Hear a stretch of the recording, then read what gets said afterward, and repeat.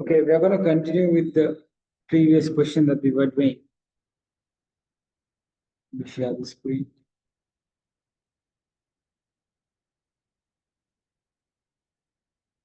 Can I see the screen? Okay. So we're going to continue with the same question.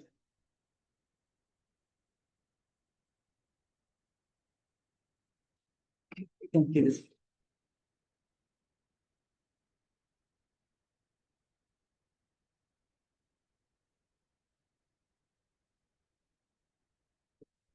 Did you try this question?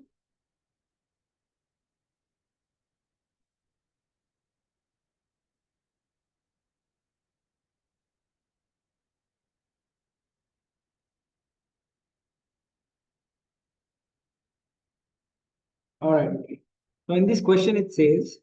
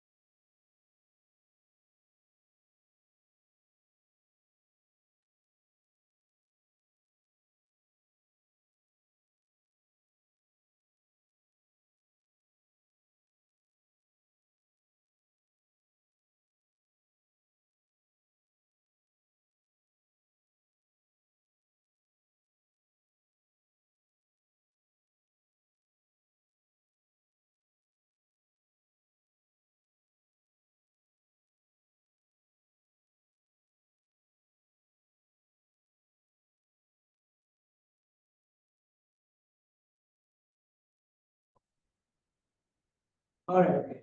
So in this question, it says an explosion projects a rock with a speed of 50 meters per second, angled to the horizontal of 40. So did you manage to do it? Okay.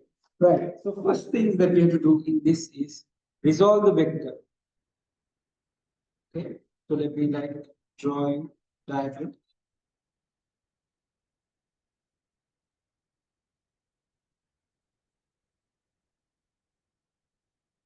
Okay.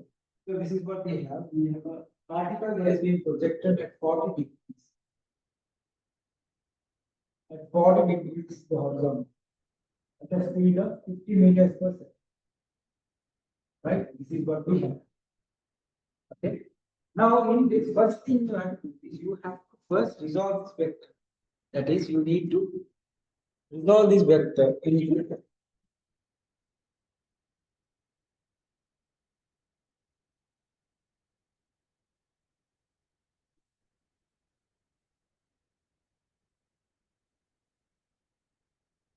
you resolve this vector, you know this is your vertical component and this is your horizontal component.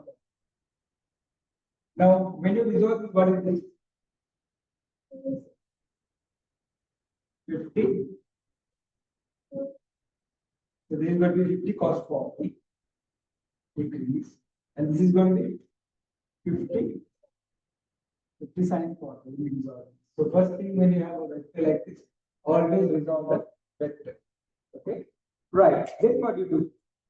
Now you resolve the vector. The question says, show that the rock would reach its maximum height of reach the maximum height after the explosion, after 3 seconds after the explosion. Okay. Now, how can we do that? How can we do that to show that the rock will reach the maximum height after 3 seconds?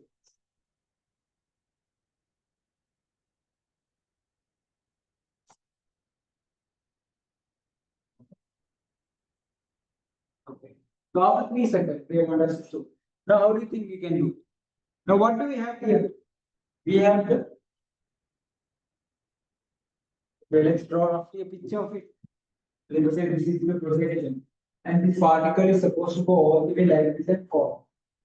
Okay, let's say this is the maximum height. Let's say this is our maximum height. H max. Now, based on this, they want us to show that maximum height is reaching the maximum height about 3 seconds after explode. Right. Now let's find the time. So according to this, let's consider the time it takes to reach the maximum height. Let's find the time it reaches the maximum height. So we are going to consider the projection upwards, right? Then according to this, what is our initial velocity? Initial velocity 50 sine 4. Then what is our acceleration? Is due to gravity, right? Since the object is moving upward, it's going to be negative 9.81. Then what else do we have? Do we know the height? No. What do we want to find? Do we know the final velocity? At this height, at maximum height, what is the final velocity? 0, right? So then in that case, we can use what are the equations of motion here? We have E equals U plus AT. Then we have B squared equals U squared plus 2 we have S equals U plus half AT squared. What else do we have? We have S equals V plus U divided by 2T. These are the ones that we have. These are the equations that we have. So based on this, what do we have to find? We find the time. So let's say we want to find T. Which equation would I use? First one, okay. So in that case, we are going to use the equation V equals U plus AT. Now in this case, what happens? Final velocity is equals initial velocity is 50 sine 40 plus acceleration is negative 9.81 into T, we don't know the time. So since this is negative when it comes this side, so it becomes positive. So 9.81 T is equal to 50 sine 40. So T is equal to 50 sine 40 divided by 9.81. How much is that?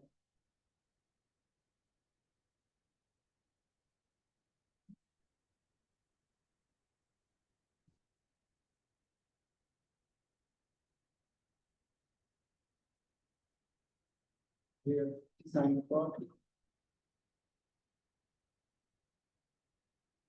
divided by 9. It gives us around 3.27. 6 or 2.8, 3.28 is the time.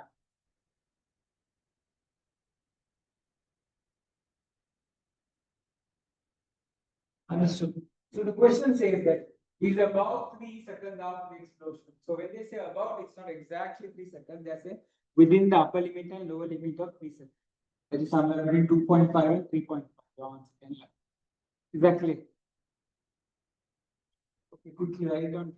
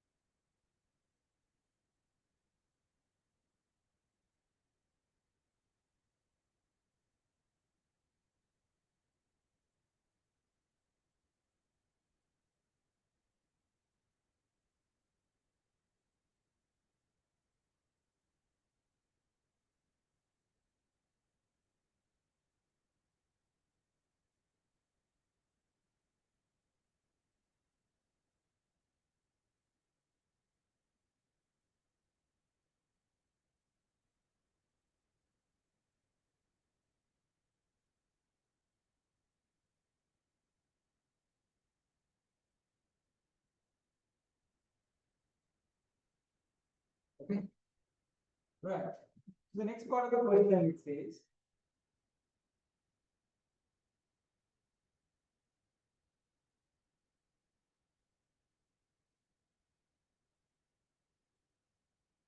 Okay, the rock moves in the direction of the side of the heat is at 20 degrees to horizontal.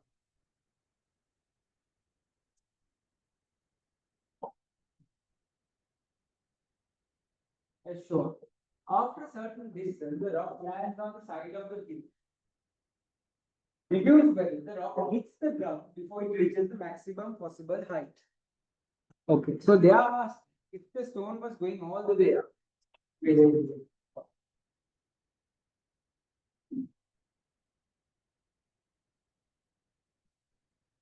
Okay, now the rock is going all the way up. There's an explosion, there's a rock going up all the way. Now there is a hill over here which is having a bend of 20 degrees, the horizontal. The question is, this will go certain height to last to hit the surface. So it reaches the maximum height. That is the question over there. So to do this, what happens is that first of all, we need to find out. Now, based on the information that we have vertical velocity. So horizontal velocity we have 50 cos 70. This is the information that we have based on the question so far. First body. Then we have the vertical distance, vertical speed, velocity as 50 sin 40. Then what is it? We have time as 3.28.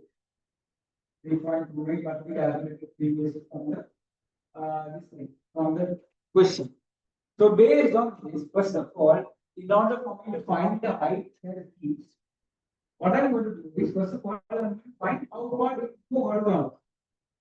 We can use, I'm going to find out how far has it gone sideways. That's good. So what I'm going to do is I'm going to find it this. To find it this way, I told you already, gravity doesn't act in sideways. So we can use the equation speed equals distance divided by time. Right? Speed equals distance divided by time. Now what do I have to find is I want to find the horizontal distance. The horizontal distance. So here question I'm going to find the horizontal distance traveled.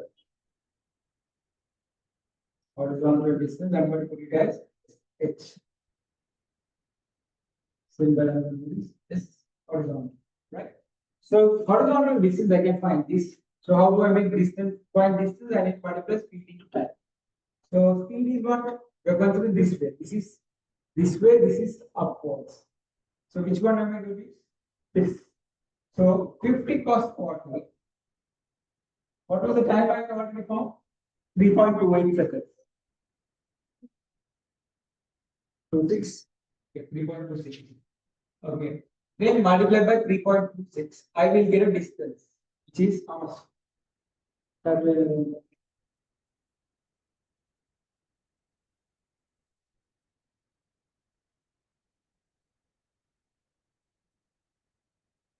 Yes, ma'am. Yeah, I cannot see the board clearly.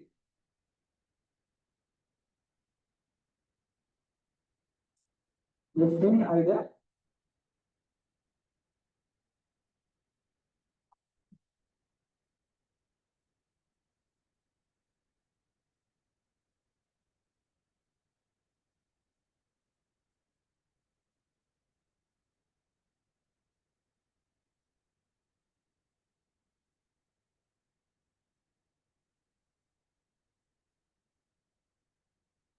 It's 124.86, right? The distance is valid for this.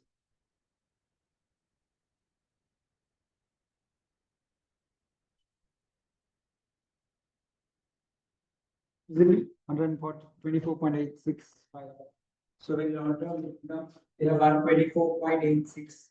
So to 3 significant because it becomes 105. So when we make this becomes 104.9. The 3 significance it becomes 125. So now what we have is we have a stone that has been projected like this, let's say at 40 degrees, has traveled the distance of 125 meters sideways. Understood? Has traveled the distance of 125 meters. Now my next question is, how high has it grown? What is its highest maximum height? It has reached. Okay, I know it has gone 125 meters this way. I need to find what is the maximum height it has traveled as well. To find the maximum height, what equation can we use? Now, this is that part. Now we're going to find the vertical height or the maximum height get reached. Vertical height.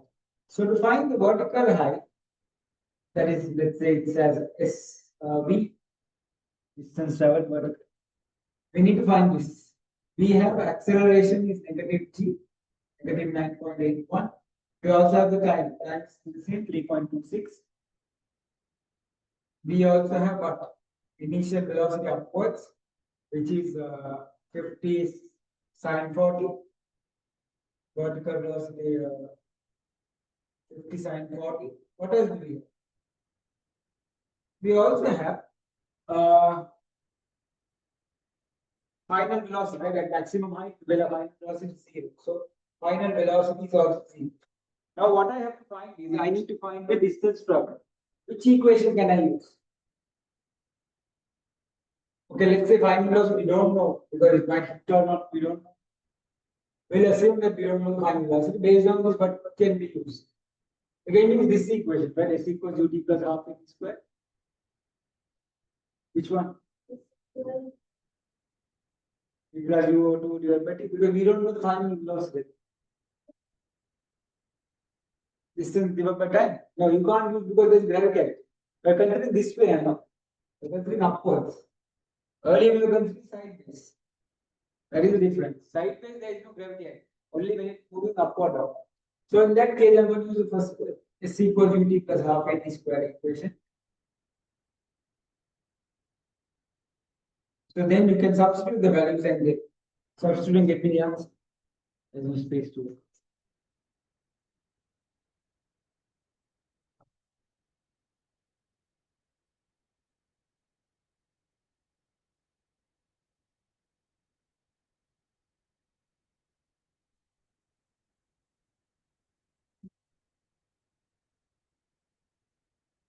So it is a matter of substitution. So 50 sine 40 into t, that is 3.26 minus 9.8 half into plus it minus 9.81 into 50 sine 40 square.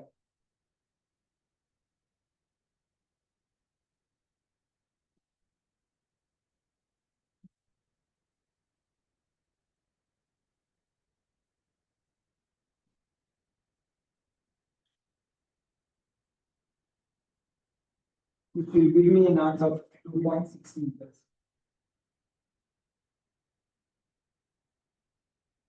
The height it has reached, that means this way. The maximum height it has reached 2.6 meters. Is that what you got? What do you get? So the answer was 50 sine 40. First find how much 50 sine 40 is. That is 32.1. So 50 sine 40 is equal to 32.1. Yeah. Now you can substitute. So 32.14 multiplied by 33.6.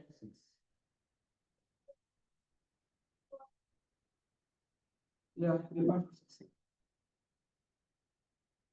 Oh, sorry, times square. 3.26 square. Right? So 3.26 plus this and half.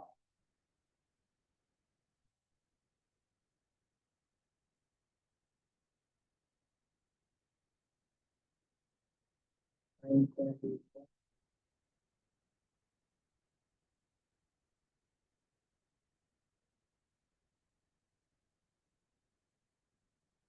9.2.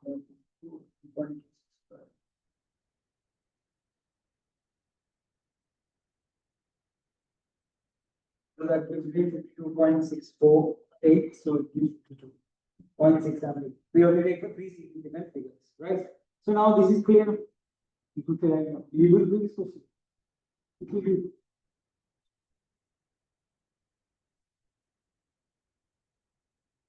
This one, previous one did you do? You write the answer. Okay, try this.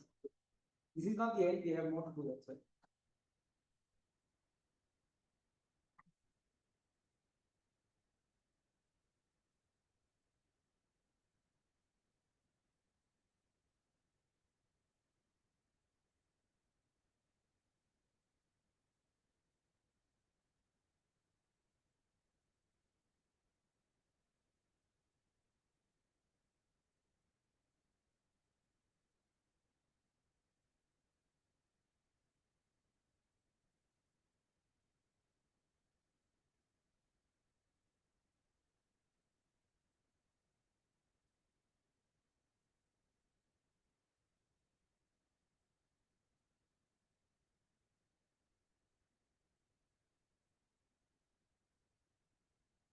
Where is that?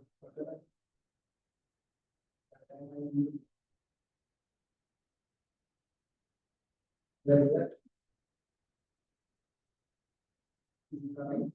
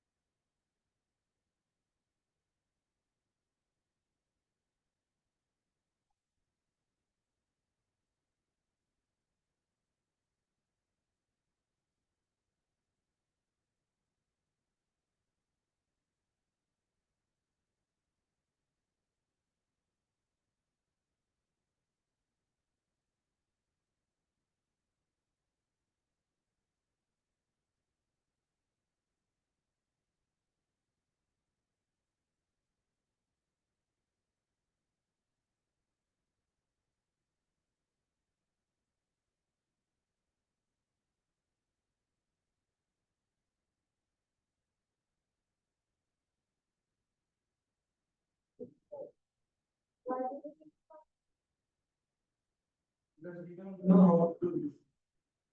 Okay, we do write down relation number.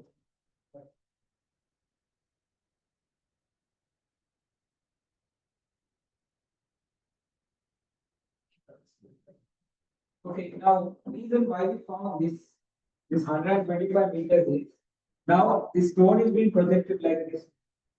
Stone is going in an angle of 40 degrees. Right. Now there is a hill also which is 20 degrees. Back of 20 degrees. Now we don't know how far will this stone go this way. We only know that this is 20 degrees. So what we're trying to do is we are going to find this distance which is 125 meters. Now we are going to assume that this length is 125 meters. We are going to find how high the hill is at 125 meters. The height of the hill. Now our stone is going like this. Right? Let's say for example, see the hill over here is like this. Our stone did not reach the maximum height. Maximum height is reached at this point.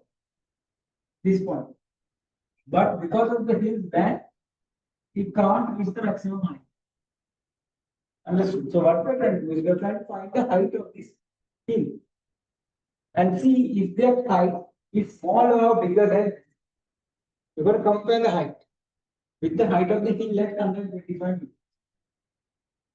Understood? Is that clear? So the question is here whether this stone, when it's going upward, will it hit the hill before it reaches the maximum height? Like you're throwing a stone, the stone is supposed to hit the maximum height is here. But because the hill is in between, it can't reach the maximum height. Understood?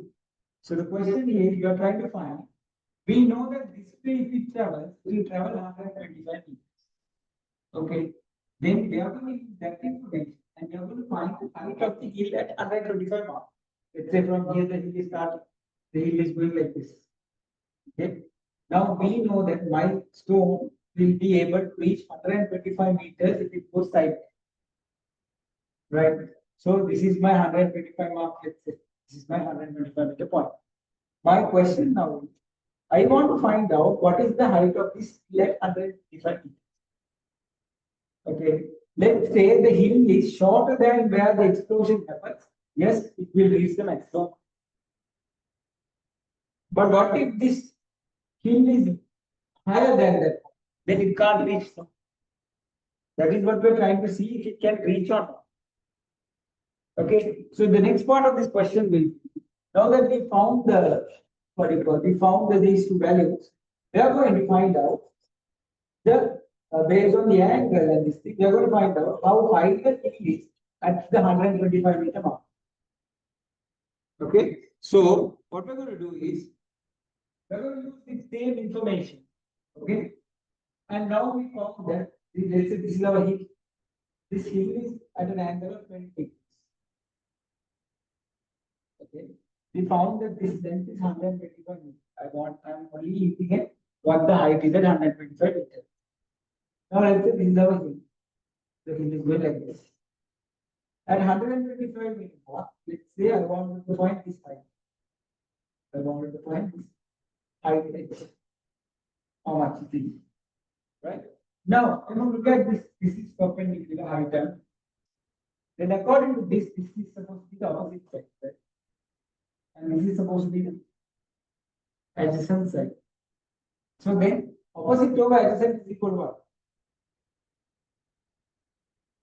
Opposite over adjacent is equal to tan, right? So we know the angle. What is the angle? Tan 20. Tan 20 degrees is equal to how much is the opposite? We don't know. That is what we want to find. What is the adjacent? 125. Then height is equal to 125 tan 20 degrees is equal to your height. Understood. So when you simplify this, you will get a value of x. Then what you do is you compare that height with this height. You compare these two heights. Then you can see whether this was able to reach the top or not. Understood? That is how we do the question.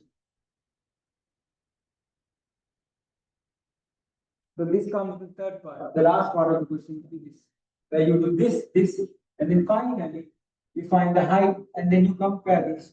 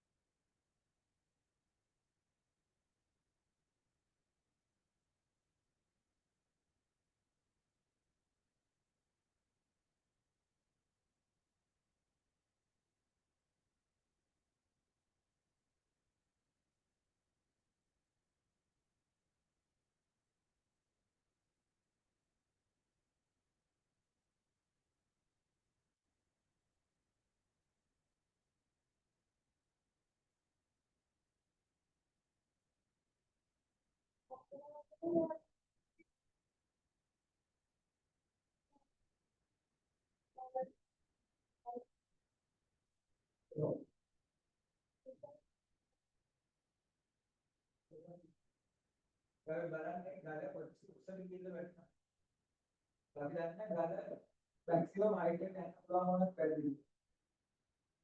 വേഗം കണ്ട് തന്നെ കവിതാലൊക്കെ കത്തിരിക്കുന്നു maximum ഒരു കാലത്ത് സ്പീഡിലേക്ക് വീട്ടിലേക്ക് തിരിച്ചോ രാവിലെ കാല ഈ സ്പീഡിലേക്ക് കൂടാതെ एक मैक्सिमम आइटम है 2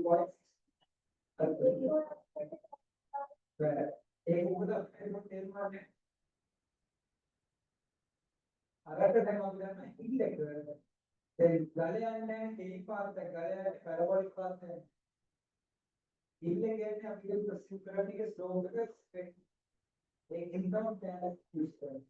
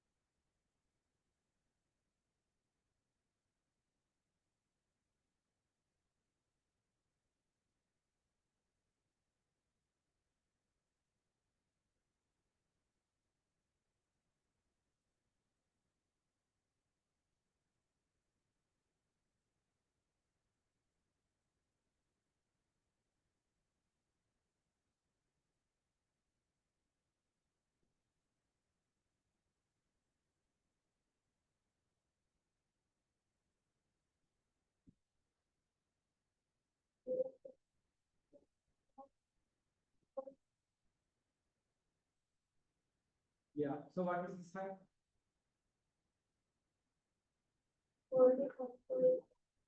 45.4. So 45.48 is the height of this hill at that particular 125 mark. 45.48. 49, let's say 46 then.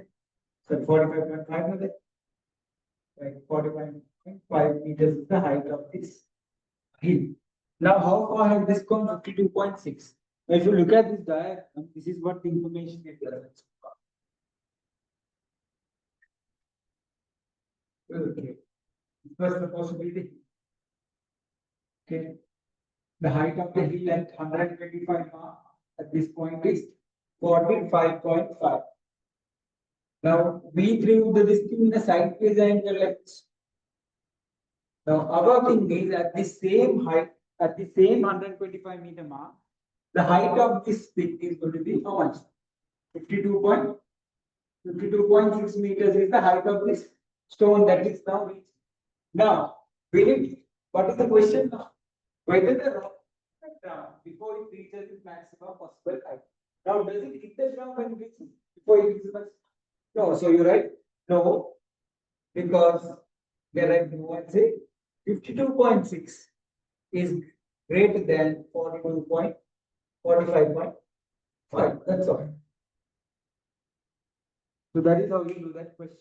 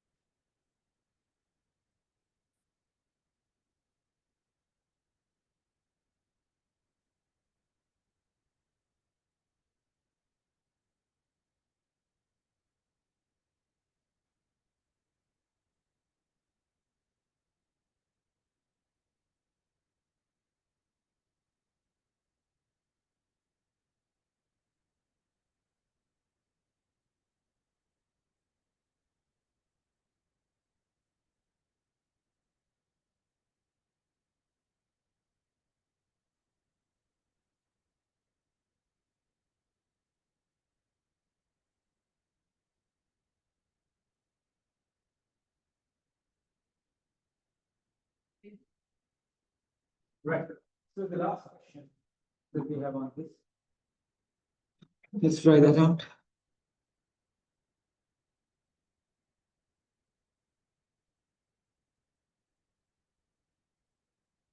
Okay. Here, the sun motorcycle wants to jump back to the horizontal. Okay, this one is easy. Try this. Push on, push.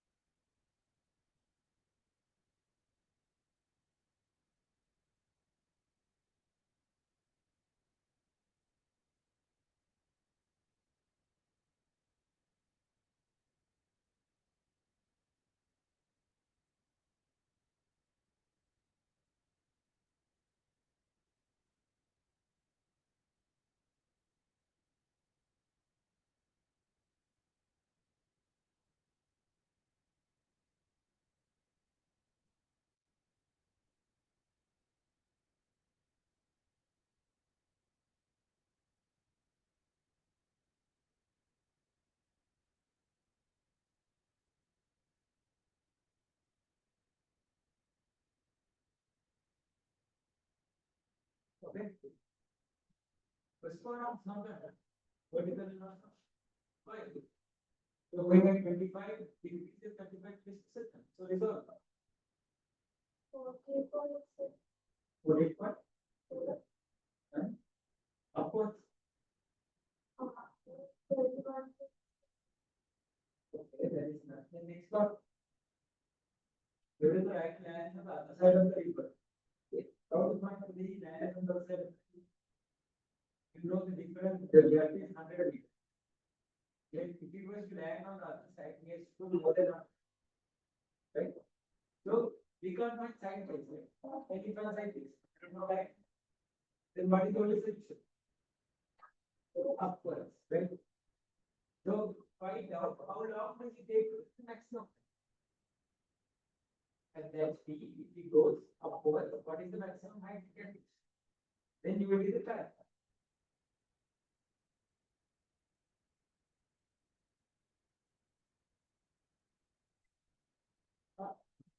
They have given us a length of 100 meters. So using that, you can find the time, given speed, right? So find the time it takes to cross 100 meters. Then use delta to find the distance value.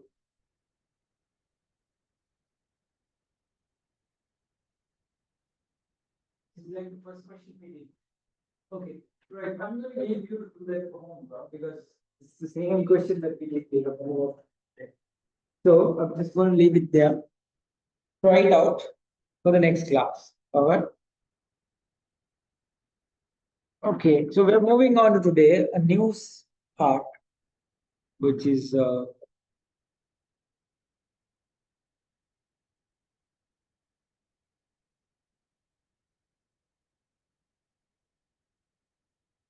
we're going to look at the next part of this section, which is stock.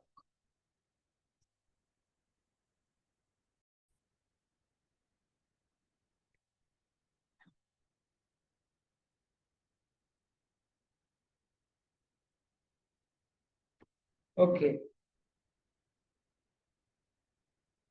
So here the topics that we will learn today will be force and acceleration, mass, weight, and gravitational field strength.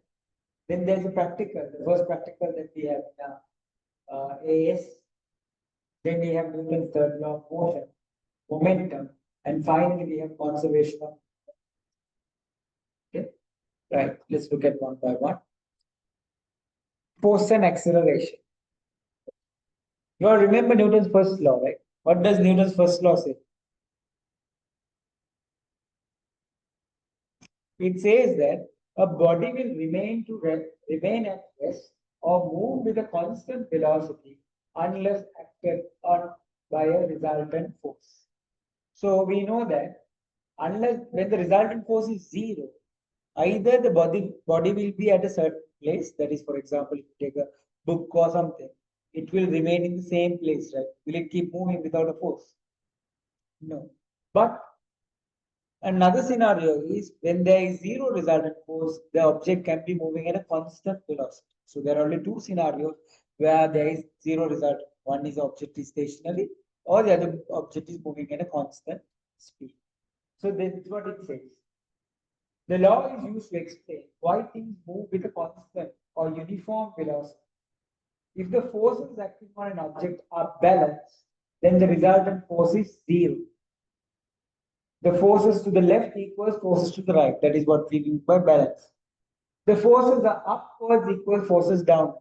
That is, for example, when you place an object on the table, the weight of the object is acting downwards. Similarly, there is an upward force called the normal force acting upwards. The velocity, that is speed and direction, can only change if a resultant force acts on an object. Okay, resultant force means unbalanced force. Only then the object will change direction or speed up. Yeah. So here's a simple question. If there are no external forces acting on the car other than the friction, and it is moving at a constant velocity, what is the value of the frictional force? How much is it?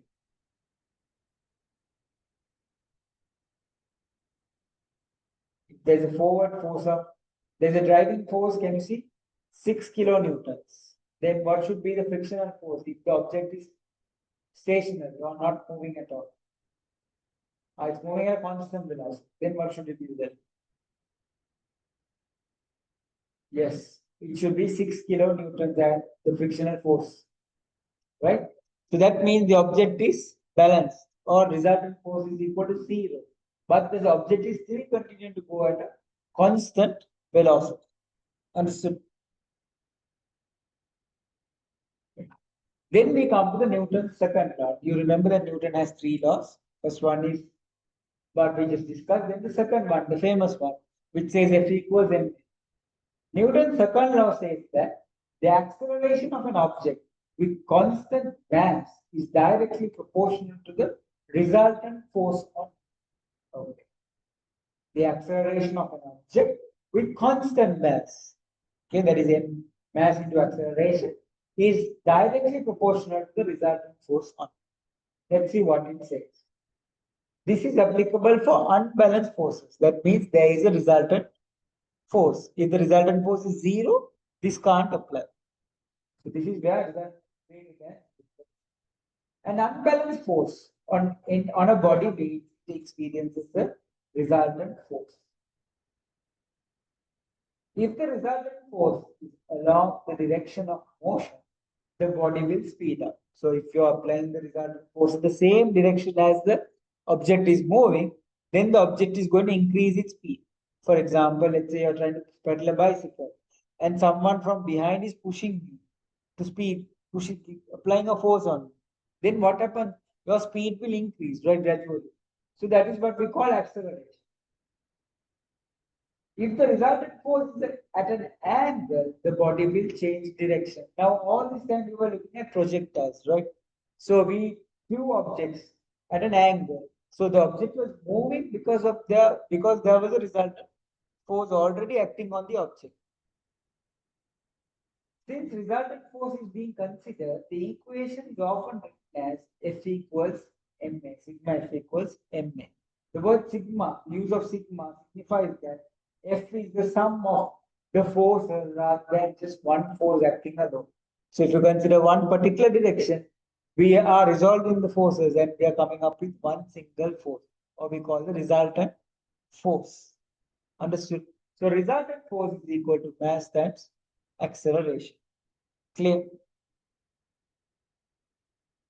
So look at this. It says an object with a mass of 750 grams accelerates in a straight line at 11 meters per square second.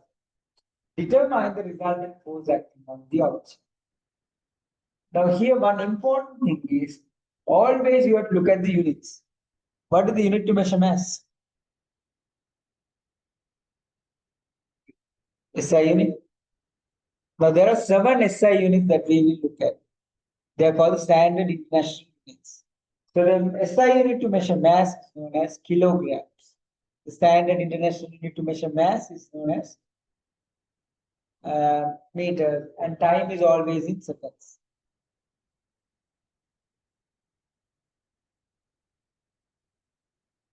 So when you divide it to convert it into kilograms and then multiply by 11, you get 8.25.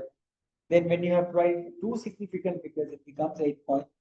So the resultant force is now going to be 8.3 tons. Clear?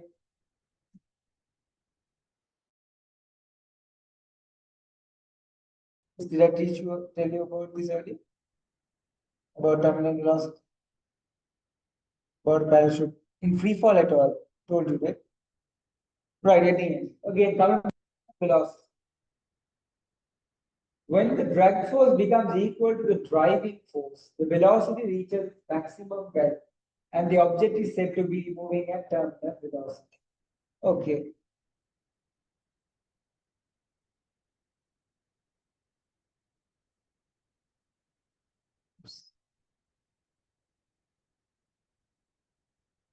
Okay, here look at this. Look at this object. Now look at that skydiver is in free fall. When you say free fall, he is falling down due to the weight, natural weight of. Now, when he keeps falling down, there is not enough air resistance to stop him. So there is a resultant force which direction?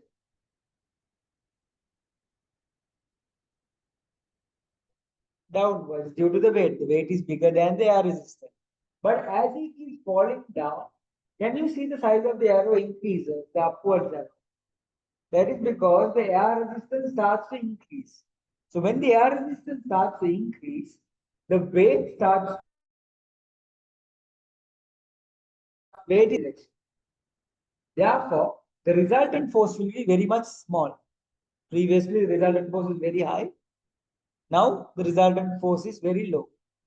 Now, look at this. We told resultant force equal mass times acceleration, right? F equals ma. Now, the mass of the man, is it going to change? Is the mass of the man going to change? No. So, when he keeps falling down, when his resultant force decreases, what will happen to the acceleration? His resultant force is decreasing. F equals ma, right? So since the mass is constant, when the force and acceleration are proportional. So when the force is decreasing or the resultant force is decreasing, automatically the acceleration also decreases. So that is what happens there. Can you see that the man is falling downwards and the resultant force is decreasing. And finally, on the picture C, you can see that the downward force and the upward force are almost equal. They're both equal. When they reach that point, when both are equal, we say that they have no resultant force. So when there is no resultant force, the object falls at a constant speed. Now this new constant speed that we call is the terminal velocity. Okay, this is applicable for only objects falling down towards the earth. We call it free fall. When an object is falling down towards the earth due to gravity. Okay, as it keeps falling, what happens? The object will start accelerating downwards because of the weight. But gradually the air resistance will increase and the resultant force will reduce. That way the man is, his acceleration will reduce. Finally, his weight and the air resistance will be equal and the man will continue to fall at a constant speed. This constant speed is what we call the terminal velocity. Understood? Is that clear? Right.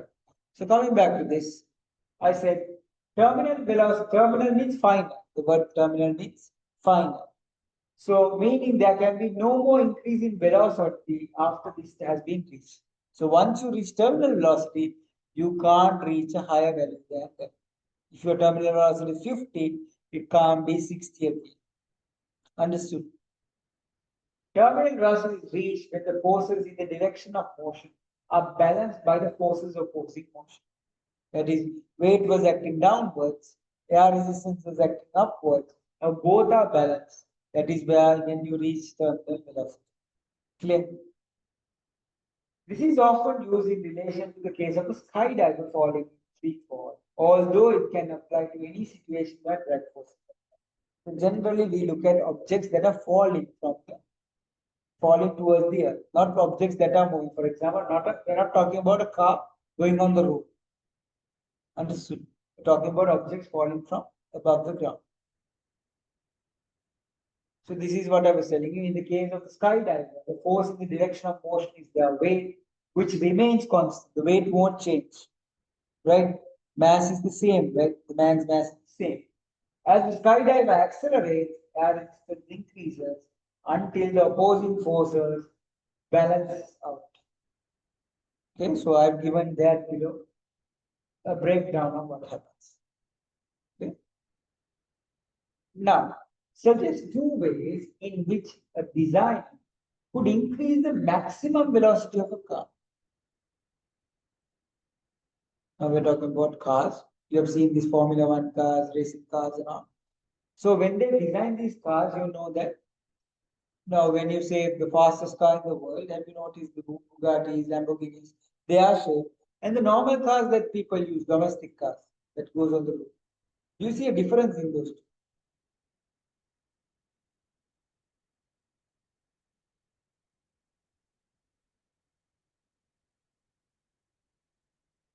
What do you think the difference is between those two vehicles? Okay. Okay, let's take a simple example. If you consider a bus and a car, which one do you think can go fast? Why? Because of its shape, right? We call it the streamlined shape. So the cars basically have an aerodynamic or streamlined shape that reduces the air resistance. Now, why are planes made point? Because they can reduce the air resistance, right? So that is one reason. So here, one is you can reduce the opposing forces and then using tires with less grip. Now, if you look at these Formula One cars, just get to see them. Those tires don't have those engravings on it, as in the marks. Like the tires, they are completely flat. They have nothing. They just completely. There is no this thing on it. So when you drive on those, there is less friction on those. So that way you can speed up the car. Is that clear? Then coming back to the next topic, mass, weight, and gravitational field strength. Now we know that mass is, what is mass? Mass is the measure of the amount of matter in an object. For example, if you take one, now we measure mass in kilograms, right? Mass is measured in kilograms. Though we use the conventional word weight, it's not actually the weight, it's the mass. If you take that mass of 1 kilogram from Earth to the moon, now you know the moon has a different gravitational force. Is it bigger than Earth or less than? Less than the Earth. Now let's say if I take that 1 kilogram of whatever sand or sugar, whatever, to the moon, it's still going to be 1 kilogram. The mass will remain the same. Okay. The weight, that is, we call it a force. Weight is a force, right? Weight is equal to mass times gravity. If you take the Earth's gravity, it is 10, let's say. So 1 kilogram into 10 is 10 Newton.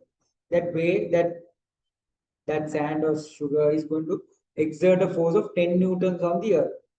But if you take that to the moon has a gravitational field strength of, let's say, 6. It's actually 1/3 of Earth, somewhere around 3 point something. So let's say it's 6 for convenience. So if I take that 1 kilogram sugar to the moon, what is the force it's going to exert? 6 newtons. So if you compare the Earth and the moon, what do you see the difference here now? Weight changes, but mass remains the same. So that is what is here. The greater the mass of the body, the smaller the change produced by an applied force. Right, simple example. There is a container. Let's say there is a bus. The bus has a larger weight, right? It's very heavy. Will you be able to apply a force and easily move it? No. But if it's a lightweight object, you can simply apply a force and see, that's what it says. The greater the mass of the body, the smaller the change you can produce by applying a force. So by applying a force, the bus doesn't move at all. But if it's a T, by applying that same force, you can simply crush it. That is the difference. So the SI unit for mass is kilograms. And weight, when it comes to weight, weight is the force a body experiences due to being in a gravitational field. That is, now the weight is inside the Earth's surface. So it experiences gravitational field due to that. So weight is given by the equation W equals mg. Right? So this is already what you know. So if you wanted to find the gravitational field strength, you can divide the, F equals ma, no? Same thing here. W divided by n is equal to g. Understood? So on the Earth's surface, the average gravitational field strength, or we call it gravity in short form, is 9.81 newtons per kilo. So we use the equation 9.8. Constant acceleration in free fall. Free fall is used to describe falling objects where the only force is weight. That's what I told you. When you just drop it, it is coming down because of the weight. But if you throw something, we don't consider it as free fall. Drag forces are ignored. When you consider free fall, we ignore drag forces. By considering free fall, we can see that all objects must fall with exactly the same value for acceleration, regardless of their mass or the weight. Okay, we'll look at it when we do question. Right. So here is what it says. According to Newton's second law, we know that F equals ma. Then acceleration is equal to force over mass. Again, same thing. By definition of this, weight is equal to mass times gravity. So, and gravity is equal to 4 weight divided by mass, or F divided by m. Now, I told you earlier also, a feather and a hammer, when it falls together, they will both fall at the same time, regardless of the weight, if air resistance does not exist. So, from this, we can say that in free fall, force is equal to ma, right? Weight is equal to mg. So, if both of them are falling at the same time and equal, we can say that acceleration is due to the gravity. Clear? So the practical part, I'll leave it for last.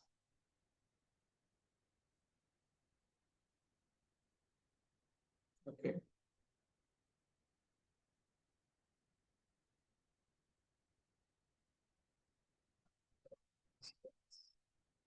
So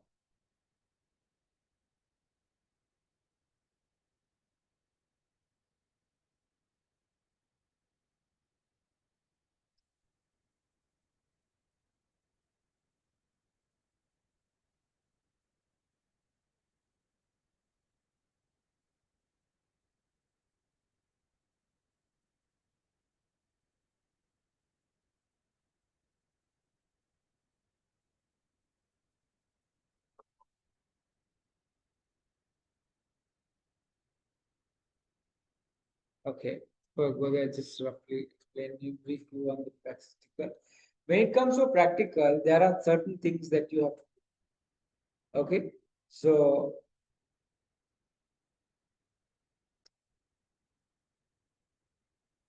okay. So when it comes to practical, we are going to evaluate acceleration of free fall using electromagnets and light gates. So the purpose of this investigation, or the aim of this investigation, is the overall aim of this investigation is to calculate the value of the acceleration due to gravity. We're going to find how much is g, right? So the first two experiments both use the method of dropping an object and either timing its fall. So we're going to drop an object and find out how long it takes to fall to the ground. Okay. So let's see how we're going to do it. So first thing is you have three variables. Okay. When you do an experiment, there are three variables. The first one is called an independent variable. Independent variable means what you measure. Right? Independent variable is what you measure. Dependent variable is what you change in your experiment. Control variables are the same, but you keep the same. You don't change it. Right? So this is the apparatus that you require, or list of equipment that you require. You use a meter ruler, a ball bearing. A ball bearing is, you have seen, like a metal ball. Electromagnet. Can you see there is an electronic time? A plumb line. Plumb line, you have seen these mason bars when they do work, they check the straight, whether the object is straight, level or not. This is all sending a plumb line to make sure that it's exactly falling to the where we want it. A trapdoor, this trapdoor, what happens here is, this is an electromagnet, which means as long as the current passes through, it's a magnet. The moment you shut the current off, it's just a piece of metal. Understood? So because it's a magnet, it is able to hold on to that ball bearing. So when you switch off this current, what happens? The ball bearing will start falling down. When it falls down, automatically the timer will start. The moment it detaches, the timer will start from the top. Can you see there's a timer connected here and here? So as soon as this falls, this will start. The timer will start here recording. As soon as it falls through this trapdoor, the timer will switch off. That way we can get an exact, accurate answer rather than we trying to do it. When we try to do it manually, there is human errors. So the method. By using a plumb line to find the vertical drop position, the trapdoor switch directly underneath the electromagnet. Check that the ball bearing triggers both trapdoors, which door switch and the timer when it is released. When the equipment is set up correctly, as the current to the magnet switches off, the ball drops and the timer starts. When the ball hits the trapdoor, the timer stops. The reading on the time indicates the time it takes for the ball to fall a distance, simple h. Measure the distance from the bottom of the ball bearing to the trapdoor. So right from the bottom, that is from here, this position, the right at the bottom to till here. This is the height up. Then increase the height by 5 centimeters and repeat the experiment at least 5 to 10 times. So here we have a stand and this thing, what do you call it? Clamp and stand. We call it a clamp. So we can move this along this rod. Okay. So that is, and then what you do is you record the details. Every time you drop it, look, first time you drop it at 0.10 10 centimeters height. This is in meters. So basically in 10 centimeters height, when you drop it, you measure the time the first time. Again, you drop it and first you fill this table at 15 centimeters, 20 like that. Again, you repeat the experiment from the beginning. You repeat it like 3 times and then finally you take the average time. That is, you add all these 3 times and divide by 3 and you will record it here. So analysis of the results, we are going to use that information and use one of the SWOT equations and find. We know that the initial velocity is 0, right? So when we use 0, we get v squared is equal to 2 times g times h. We wanted to find the g here, okay? So we're going to, then what happens? We're going to plot a graph. Look at this.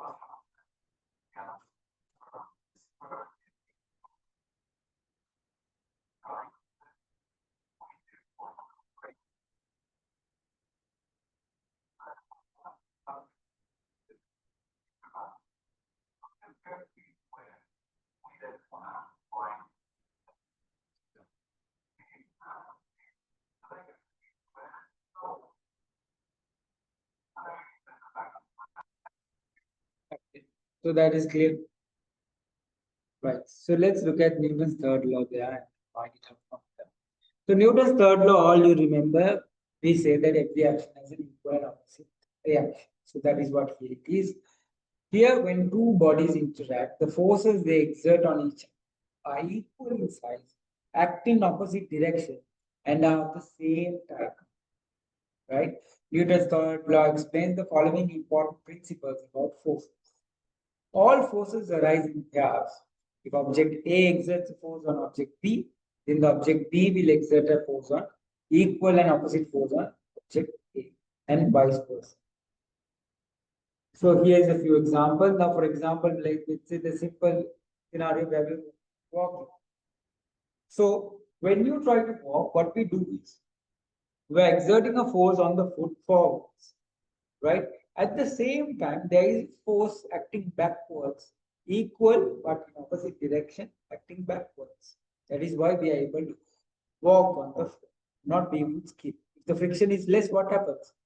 We skip, slip, and fall. If the friction is more, are we able to move? No.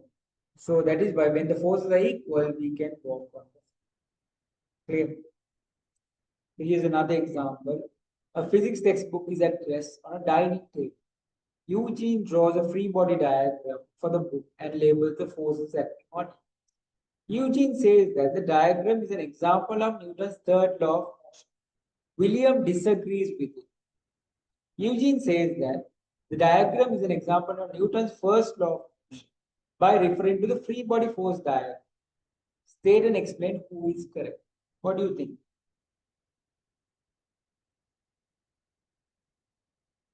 Look at the diagram carefully. Which way is the weight acting? Downwards. The weight is supposed to act downwards from where? From the book, isn't it? Then, what do you call? Then the reaction force is supposed to be acting from there, from the table, not from the book. So that is why we said there has to be two objects interacting. It can't be only the book doing all the work. Understood? The book is applying a force on the table, whereas the table is supposed to act a force on book. So that is what it says. Right. The momentum, we'll keep it for the next class. When everyone's here, we'll continue with that. Is that clear what we did so far? All clear? Right.